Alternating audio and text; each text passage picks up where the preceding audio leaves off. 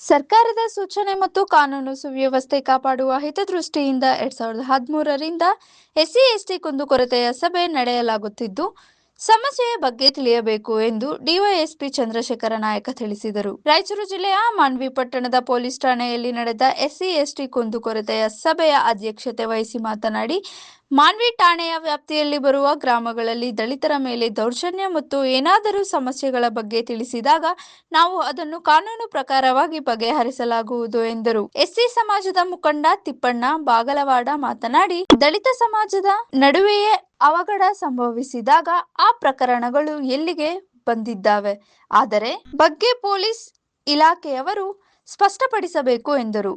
ST ಸಮಾಜದ ಮುಖಂಡ ಬುಡ್ಡಪ್ಪ ನಾಯಕ ಮಾತನಾಡಿ, ಎಸ್ಸಿ/ಎಸ್ಟಿ ಗಳಲ್ಲಿ ಕುಂದುಕೊರತೆ ಸಮಸ್ಯೆ ತುಂಬಾ ಇದ್ದಾವೆ, ಆದರೆ ಬಗೆಹರಿಸಬೇಕಾದ ಅಧಿಕಾರಿಗಳು ಕಾಳಜಿ ವಹಿಸಬೇಕು ಎಂದರು. ಹೋರಾಟಗಾರರ ಪ್ರಭುರಾಜ್ ಕೋಡ್ಲಿ ಮಾತನಾಡಿ, ಎಸ್ಸಿ/ಎಸ್ಟಿ ರವರು ಮಾನ್ವಿ ಪಟ್ಟಣದಲ್ಲಿ ಅಣ್ಣ ತಮ್ಮಂದಿರಾಗಿ ಪ್ರೀತಿಯಿಂದ ಇದ್ದೇವೆ, ಆದರೆ ಗ್ರಾಮೀಣ ಭಾಗದಲ್ಲಿ ಪ್ರತಿ ಗುದ್ದಾಟ ಮಾಡಿದಾಗ ಅದು ಗುದ್ದಿಗಳು ಹೆಚ್ಚಾಗಿ ಗುದ್ದಾಟ ಮಾಡ್ಕೊಂಬೋದು ಜಾಸ್ತಿ ಎಲ್ಲಿಯಾದರೂ ಕೂಡ. ಈ ಗುದ್ದಾಟ ಮಾಡಿದಾಗ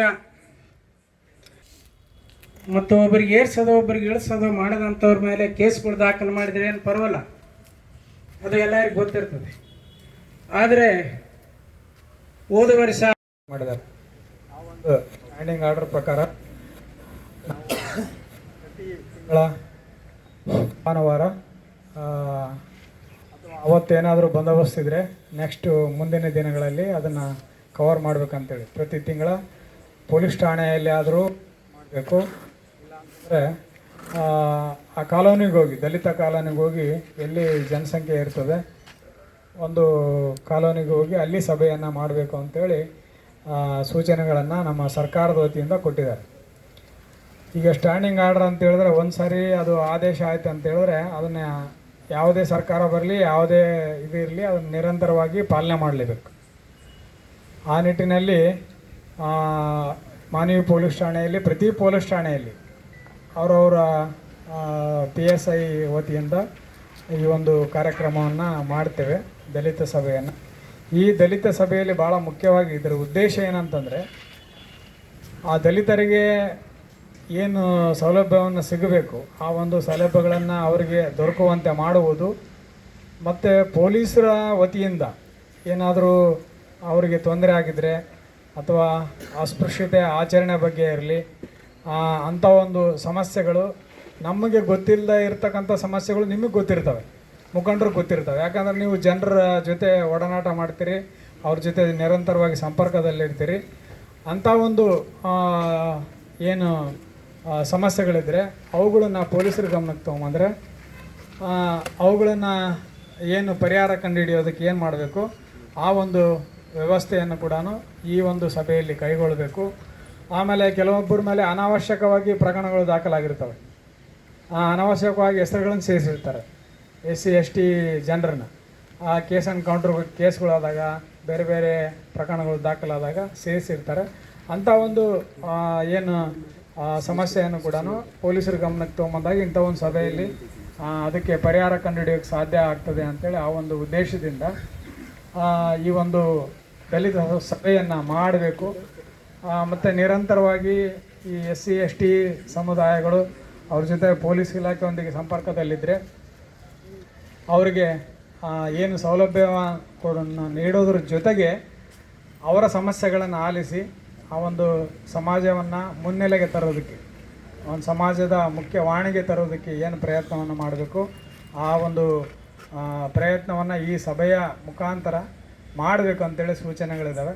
ಹಾಗಾಗಿ ತಮ್ಮದೇನೇ ಅಭಿಪ್ರಾಯ ಇರಲಿ, ಸಮಸ್ಯೆಗಳಿರಲಿ, ಅವುಗಳನ್ನು ಈ ಒಂದು ಸಭೆಯಲ್ಲಿ ವ್ಯಕ್ತಪಡಿಸಿದರೆ ನಾವು ಅವುಗಳಿಗೆ ಪರಿಹಾರವನ್ನು ಕಂಡುಹಿಡ್ತಕ್ಕಂಥ ಕೆಲಸವನ್ನು ಮಾಡ್ತೀವಿ ಅಂಥೇಳಿ ಈ ಒಂದು ಸಂದರ್ಭದಲ್ಲಿ ಹೇಳ್ತಾ,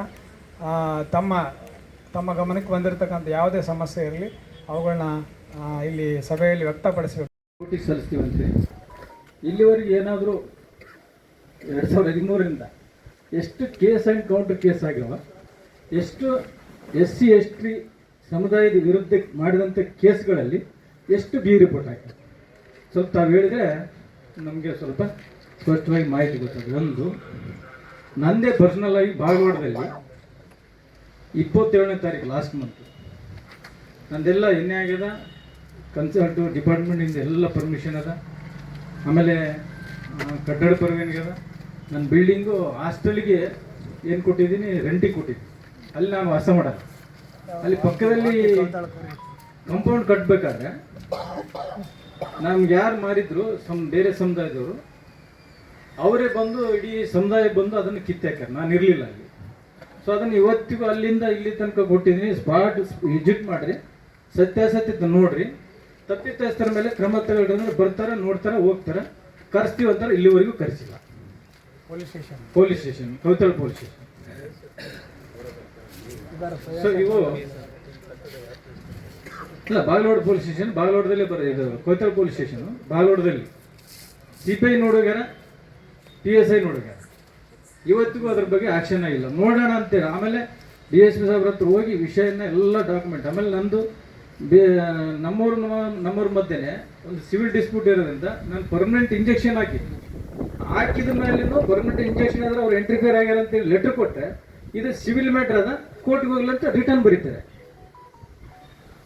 ಸೊ ಇಷ್ಟೆಲ್ಲ ಲೀಗಲ್ ಆಗಿದ್ದಾಗ ನಾವು ರಿಟರ್ನ್ ಬರೆದ್ರೆ ನಾವೇನು ಯಾವ ರೀತಿ ನ್ಯಾಯ ಪಡ್ಕೋಬೇಕು ಅನ್ನೋದು ನಮ್ಮ ಪ್ರಶ್ನೆ. ಸ್ವಲ್ಪ ಈ ವಿಷಯಗಳನ್ನ ತಾವು ಪರಿಶೀಲನೆ ಮಾಡಬೇಕು. SC/ST ಮೇಲೆ ಆದಾಗ, ಕೌಂಟರ್ ಕೇಸ್ ಆದಾಗ ದಯವಿಟ್ಟು ಎಲ್ಲೂ ಕೂಡ ನಮ್ಗೆ ಗೊತ್ತಿದ್ದಂಗೆ ಎಲ್ಲ ಕೇಸ್ ಆ್ಯಂಡ್ ಕೌಂಟರ್ ಕೇಸನ್ನು ಚಾರ್ಜ್ ಶೀಟ್ ಆಗ್ಯಾವ. ಮತ್ತು ಇಲ್ಲಿಂದ ಅಕ್ಯೂಟ್ ಆಗಿ ಮತ್ತೆ ರಾಯಚೂರಿಗೆ ಹೋಗ್ತಾವೆ. ಇವ್ರನ್ನೂ ಅಟ್ರಾಸಿಟಿ ಕೇಸಲ್ಲಿ ರಾಯಚೂರಿಗೆ ತಿರುಗಾಡ್ಬೇಕು, SC/STನೂ ತಿರುಗಾಡ್ಬೇಕು, ಅದರ್ಸೂ ತಿರುಗಾಡ್ಬೇಕು. ಇವು ವಾಸ್ತವ ನಮ್ಮ ಗಮನದಲ್ಲಿ ಇದ್ದಂಗೆ. ಸೊ ದಯವಿಟ್ಟು ಇದಕ್ಕೆ ತಾವುಗಳು ಉತ್ತರ ಕೊಡ್ಬೇಕಂತೇಳಿ ವಿನಂತಿ ಮಾಡ್ಕೊತಿರ್ತಕ್ಕಂಥ ಮಾಹಿತಿ ಬಂದಾಗ ದಯವಿಟ್ಟು ಅಲ್ಲಿರ್ತಕ್ಕಂಥ ವ್ಯಕ್ತಿಗಳನ್ನು ಕರೆಸಿ ದಯವಿಟ್ಟು ಕಾನೂನನ್ನ ಅರಿವು ಮೂಡಿಸ್ತಕ್ಕಂಥದ್ದು, ಕಾನೂನನ್ನ ಭಯ ಮೂಡಿಸ್ತಕ್ಕ ಕೆಲಸ ಆದರೆ ಒಳ್ಳೆ ಬೆಳವಣಿಗೆ ಆಗುತ್ತೆ. ಯಾಕಂತಂದ್ರೆ ಈ ಜಗಳಗಳು ಸಹಜ, ಅದ್ರ ವಿಕೋಪಕ್ಕೆ ಹೋದಾಗ ಕೊಲೆ ಮಾಡಿಸ್ಕೊಳ್ತಕ್ಕಂಥ ಕುಟುಂಬ ಬೀದಿ ಪಾಲಾಗುತ್ತೆ, ಕೊಲೆ ಮಾಡಿರ್ತಕ್ಕಂಥ ಕುಟುಂಬ ಸಹ ಬೀದಿ ಪಾಲಾಗುತ್ತೆ. ಅವರ ಜೀವನ ಸತ್ತಿರ್ತಕ್ಕಂಥವ್ರು ನರಕಯಾತನೆ ಅನುಭವಿಸ್ತಾರೆ, ಅದು ಮಾತು ಬೇರೆ. ಬಟ್ ಕೊಲೆ ಮಾಡಿ ದುಡುಗಿ ನಿರ್ಧಾರ ತೆಗೆದುಕೊಳ್ತಕ್ಕಂಥ ಕುಟುಂಬಗಳು ಸಹ ಅನಾಥ ಆಗ್ತವೆ. ಆ ನಿಟ್ಟಿನಲ್ಲಿ ಸರ್ ದಯವಿಟ್ಟು ತಮ್ಮ ವ್ಯಾಪ್ತಿಯಲ್ಲಿ ಬರ್ತಕ್ಕಂಥ ಎಲ್ಲ ಪೊಲೀಸ್ ಠಾಣೆಗೆ ಸೂಚನೆ ಕೊಡಿ. ಎಲ್ಲೂ ವಿಕೋಪಕ್ಕೆ ಹೋಗ್ತಕ್ಕಂಥ ಗಲಾಟೆಗಳಾಗ್ತವೆ ಅಂಥವ್ರನ್ನ ಐಡೆಂಟಿಫೈ ಮಾಡಿ ಪೊಲೀಸ್ ಸ್ಟೇಷನ್ ಕರೆಸಿ ಅವರಿಗೆ ನ್ಯಾಯ ಅಥವಾ ಕಾನೂನನ್ನ ಅರಿವು ಮೂಡಿಸ್ತ ಕೆಲಸ ಆಗಲಿ ಅಂತಕ್ಕಂಥದನ್ನ ನಾನು ಮನವಿ ಮಾಡಿಕೊಳ್ತೇನೆ. ಯಾಕಂದ್ರೆ ಇತ್ತೀಚೆಗೆ ದೇವದುರ್ಗ ನಡೀತಕ್ಕಂಥ ಘಟನೆ, ಅದು ಯಾವುದೋ ಸಣ್ಣ ಕಾರಣಕ್ಕೋಸ್ಕರ ನಡೆದಿರತಕ್ಕಂಥ ಘಟನೆ, ಸಿಟ್ಟಿಗೆ ಕೈ ಕೊಡತಕ್ಕಂಥ ಘಟನೆಗಳು ಇವತ್ತು ಎರಡು ಸಮುದಾಯದ ಕುಟುಂಬಗಳು ಒಂಥರ ನರಕಯಾತನೆ ಅನುಭವಿಸ್ತಾ ಇದ್ದಾರೆ. ಆ ಸಾವು, ಆ ನೋವು ಯಾವ ಸಮುದಾಯಕ್ಕೆ ಬರಬಾರ್ದಲ್ಲಿ, ಯಾವ ಜಾತಿ ಮೇಲೆ ಮಾತಾಡೋದು ಬೇಡ, ಯಾರಿಗೂ ಆಗಬಾರ್ದು. ಅದು ಈಗ ನೋಡ್ತಾ ಇದ್ದೀವಿ ಸರ್, ನನಗೆ ಅಲ್ಲಿ ಹತ್ತಿರಿಂದ ಘಟನೆ ನೋಡಿದ್ದೀನಿ ನಾನು. ಅಲ್ಲಿ ಆ ಕುಟುಂಬ ನೋಡಿದ್ದೀನಿ, ಈ ಕುಟುಂಬ ನೋಡ್ತಾ ಇದ್ದೀವಿ. ಆ ಕುಟುಂಬ ಅನುಭವಿಸ್ತಕ್ಕಂಥ ನೋವು, ಈ ಕುಟುಂಬ ಅನುಭವಿಸ್ತಕ್ಕಂಥ ನೋವು ಆಗ್ಬಾರ್ದಂತಂದ್ರೆ ಕಾನೂನಿನ ಶಕ್ತಿ ಅನ್ನತಕ್ಕಂಥದನ್ನ, ಕಾನೂನಿನ ಅರಿವು ಮೂಡಿಸ್ತಕ್ಕಂಥ ಕೆಲಸ ದಯವಿಟ್ಟು ತಾವು ಮಾಡಿರತಕ್ಕಂಥ ತಮ್ಮಲ್ಲಿ ಮನವಿ ಮಾಡಿಕೊಳ್ತೀರಿ ಸರ್.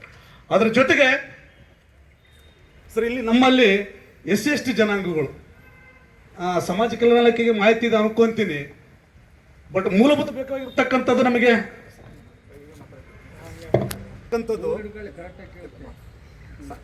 ಸರ್ಕಾರ ನಮಗೆ SC/STಗಳು ಬೇಕಾಗಿರ್ತಕ್ಕಂಥದ್ದು ಶಿಕ್ಷಣ, ಸ್ವಲ್ಪ ನಿವೇಶನ, ಮನೆ, ಎಲ್ಲ ಬಹುತೇಕ ಸರ್ ನಾನು ಮಾಹಿತಿ ಕೊಡ್ತೀನಿ. ಬಹುತೇಕ ಹಳ್ಳಿಗಳಲ್ಲಿ ಸರ್ಕಾರ ಭೂಮಿಯನ್ನು ಖರೀದಿ ಮಾಡಿದೆ ಬಡ ಜನರಿಗೆ ನಿವೇಶನ ಕೊಡೋದಕ್ಕೋಸ್ಕರ. ಸರ್ಕಾರ ಹೆಸರ ಮೇಲೆ ಭೂಮಿಗಳಿದ್ದಾವೆ. ಈಗಲೂ ಸಹ ಆ ಭೂಮಿಗಳು ಜನರಿಗೆ ನಿವೇಶನ ಕೊಡೋಕ್ಕೆ ಭಾಳ ಸದ್ಬಳಕೆ ಆಗುತ್ತಿಲ್ಲ. ಹಲವಾರು ಗ್ರಾಮಗಳಲ್ಲಿ ಜನತಾ ಪ್ಲಾಟ್ ಅಂತ ಖರೀದಿ ಮಾಡ್ತಾರೆ. ಜಾನಕಲ್ಲಲ್ಲಿದ್ದಾವೆ, ಉದ್ಬಾಳದಲ್ಲಿದ್ದಾವೆ, ಪ್ರತಿಯೊಂದು ಗ್ರಾಮಗಳಲ್ಲಿದ್ದಾವೆ ಸರ್. ದಯವಿಟ್ಟು ಆ SC/ST ಜನಗಳಿಗೆ ಸೂರು ಕಲ್ಪಿಸೋಕ್ಕೋಸ್ಕರ ಆ ನಿವೇಶಗಳನ್ನು ಸರ್ಕಾರ ಮುಂದೆ ಖರೀದಿ ಮಾಡಿದೆ ಸರ್, ಅನುದಾನ ಕೊಟ್ಟಿದೆ, ಪಾಣಿರ ದಾಖಲಾತಿಗಳಿದ್ದಾವೆ.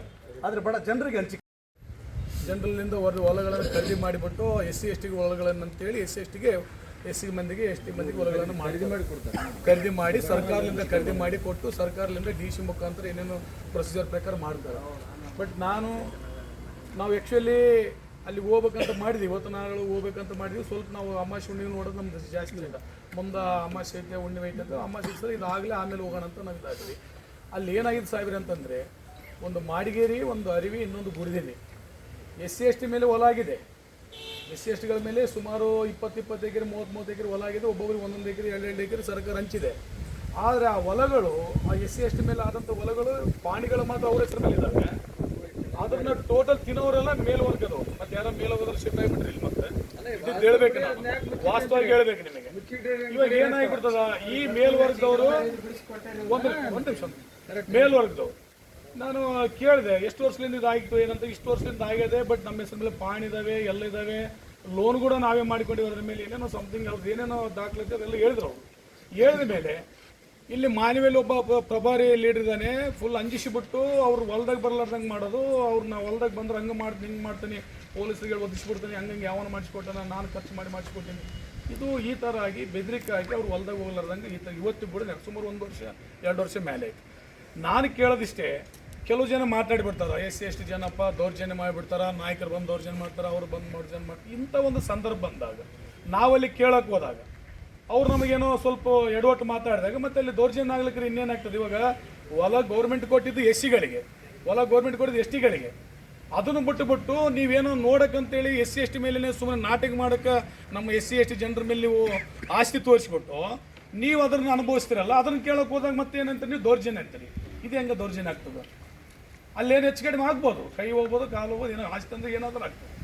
ಇಂಥವದ್ರನ್ನ ಇಂಥವು ಕೆಲವೊಂದು ವಿಚಾರಗಳು ಸ್ಟೇಷನ್ಗಳಿಗೆ ಬಂದಾಗ, ಇಲ್ಲಕ್ಕೆ ಯಾರ ಹತ್ರ ತಮ್ಮ ಹತ್ರ ಮಾಹಿತಿ ಬಂದಾಗ ತಾವಿದ್ರನ್ನ ಫುಲ್ ಸೀರಿಯಸ್ ತಗೊಂಡ್ಬಿಟ್ಟು ಇಲಾಖೆಗೆ ಸಂಬಂಧಪಟ್ಟ ಇಲಾಖೆದವರು ಹೋಗಿ ಅವ್ರಿಗೆ ಸಂಬಂಧಪಟ್ಟ ಫಲಾನುಭವಿಗಳಿಗೆ ಆ ಹೊಲಗಳನ್ನು ಕೊಡಿಸುವಂಥ ಕೆಲಸ ಮಾಡಬೇಕು. ಯಾಕಪ್ಪ ಅಂತಂದರೆ ಇವತ್ತು ಗುಡದಿನಲ್ಲಿ ಒಂದು 20-30 ಎಕರೆ ಅದೇ ಥರ ಆಗಿದೆ, ಮಾಡಿಗಿರಲ್ಲಾಗಿದೆ, ಆಮೇಲೆ ಅರಿವೆಲ್ಲಾಗಿದೆ. ಅಂದರೆ ಇದು ಹೆಸರಿಗೆ ಮಾತ್ರ ಫಲಾನುಭವಿಗಳು ನಾವಾದೀವಿ, ಅನುಭವಿಸೋರು ತಿನ್ನೋರು ಅವರಾದ್ರಪ್ಪ ಅಂತಂದರೆ ಮತ್ತು ಯಾರು ನಡೆದಂಗಿರಲಿ ಅರ್ಥ ಏನಾಗ್ತದೆ? ಯಾರು ಅದನ್ನು ಒಂದು ವಿಕೋಪಕ್ಕೆ ತಂದಂಗೆ ಆದರು SC ST-ಗಳನ್ನ ರೊಚ್ಚಿಗೆಪ್ಸೋದು ಯಾರು?